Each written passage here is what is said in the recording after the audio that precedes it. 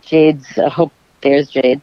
And welcome tonight to my special guest, Bill Rapp, who's done everything from Peace Corps volunteer to medical sales to being a special ed teacher, and has been an actor for the last 15 years. So welcome, Bill.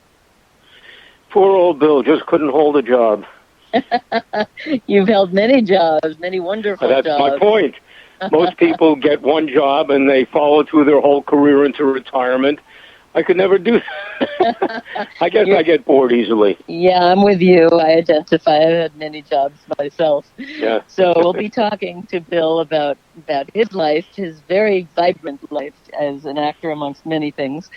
But first, I just want to tell you listeners out there, on a beautiful Tuesday evening in July 7th, 2020, the music medley that I play is based on events and birthdays that have happened on the date of the broadcast, today being July 7th, depending on whatever style, depending on who was born today or things that happened today. So here's what happened tonight on the music medley.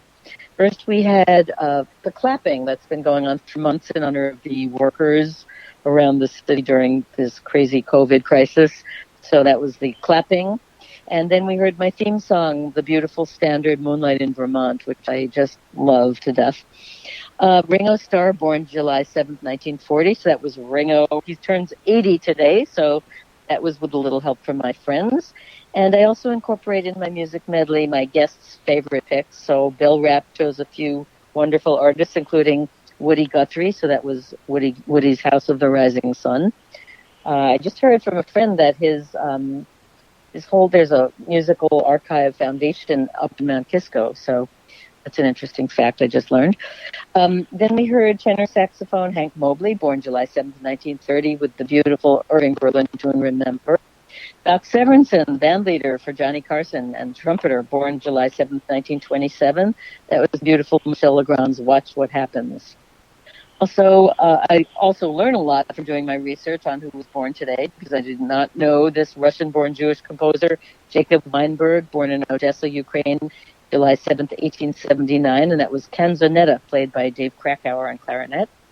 George Cukor, the famous American film director of Philadelphia Story and My Fair Lady, he was born July 7th, 1899, and that was a little scene from My Fair Lady. One of my favorite scenes is the black and white Ascot races scene. Another Bill Rapp pick was The Weavers, a beautiful rambling boy. I love that tune, The Weavers. Just love that tune. So thanks for picking that, Bill. Then Vittorio De Sica, the Italian actor and director for Bicycle Thief. That was the soundtrack. Vittorio De Sica, born July 7th, 1901. That was from the soundtrack by Alessandro Cicconini.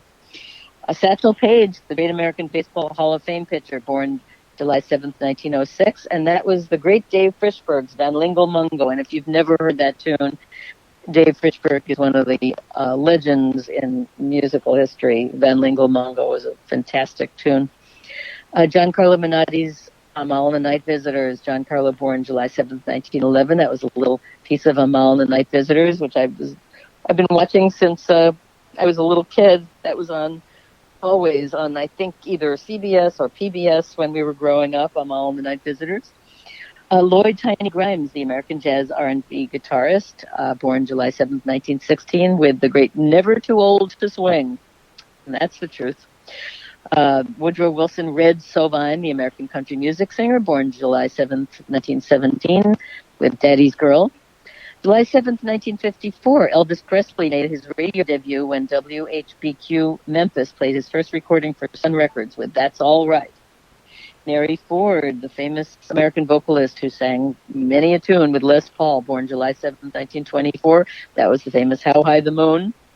Otis Redding recorded Respect, July 7th, 1965, and that was Respect. July 7th, 1967, the Beatles' All You Need Is Love was released, so we heard a little piece of that discussion. July 7th, 1990, the first three tenors concert featuring Placido Domingo, Jose Carreras, and Luciano Pavarotti at the Baths of Caracalla in Rome. That was Cholito Lindo. Then another Greek singer I did not know, Nikos Zilouris, born July 7th, 1936, with Itane Nia Fora. And Toto Cutugno, I love that name. Toto Cutugno, the Italian singer with L'Italiano, born July 7th, 1943. And then the great composer Johnny Mandel just passed June 29th. That was his beautiful tune, Shadow of Your Smile, written for the film Sandpiper, which got an Oscar in 1966. So our hearts go out for Johnny Mandel. Vonda Shepard, the American singer, born July 7th, 1963, with the great Don't Walk Away, Renee. And finally, in honor of Charlie Daniels, who just passed as well, with the great Simple Man. So that was our music medley. A couple of other July 7th birthdays. The comedian Jim Gaffigan, born July 7th, 1966. The American figure skater and Olympics gold winner Michelle Kwan, born July 7th, 1980. Actress Shelley Duvall, from Popeye fame, born July 7th, 1949.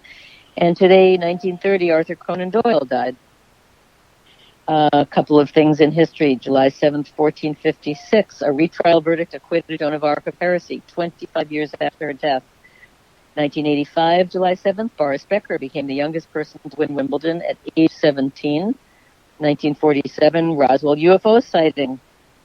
1936, RCA showed the first real TV program, dancing film on locomotives, and Bonwit Teller fashion show, 1936. Let's see, 1928, sliced bread was sold for the first time. And in 1967, The Doors' Light My Fire hit #1.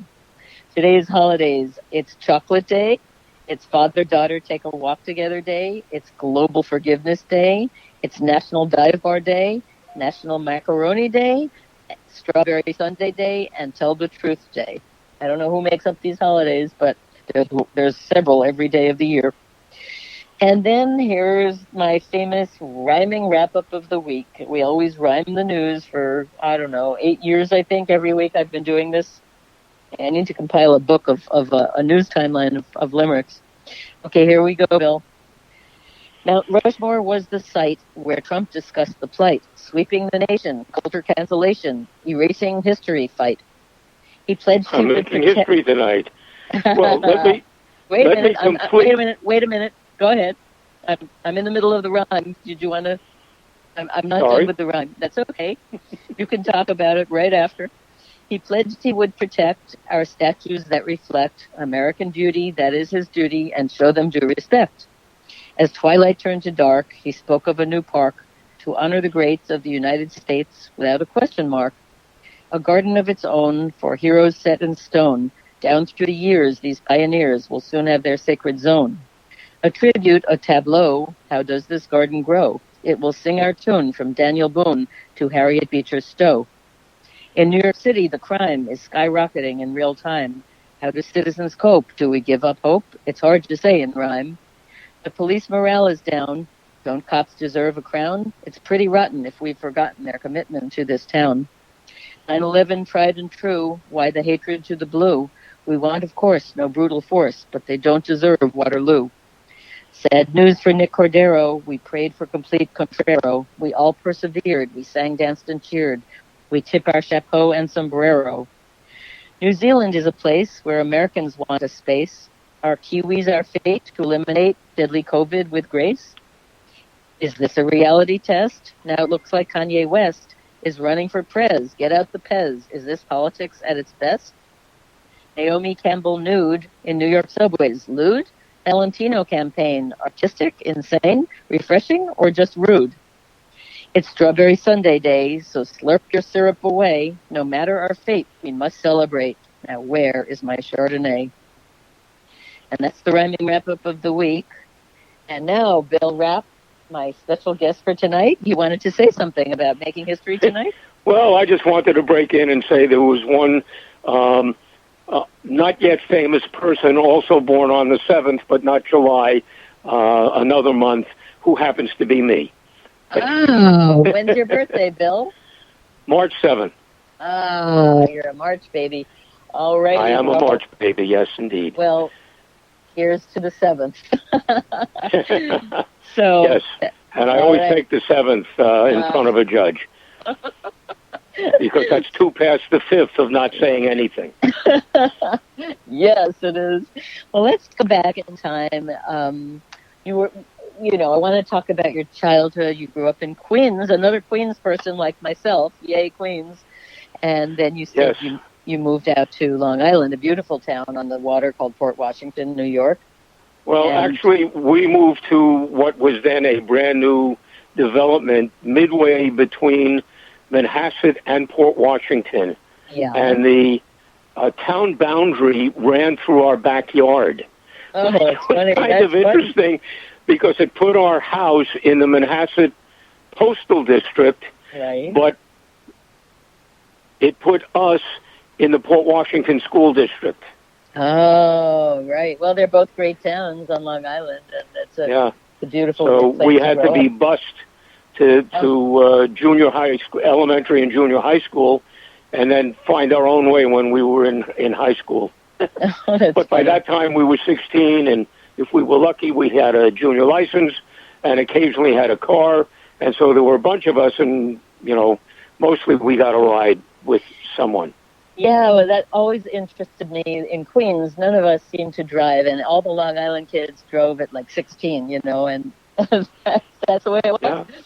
But what was you said that you've been an actor after many other careers.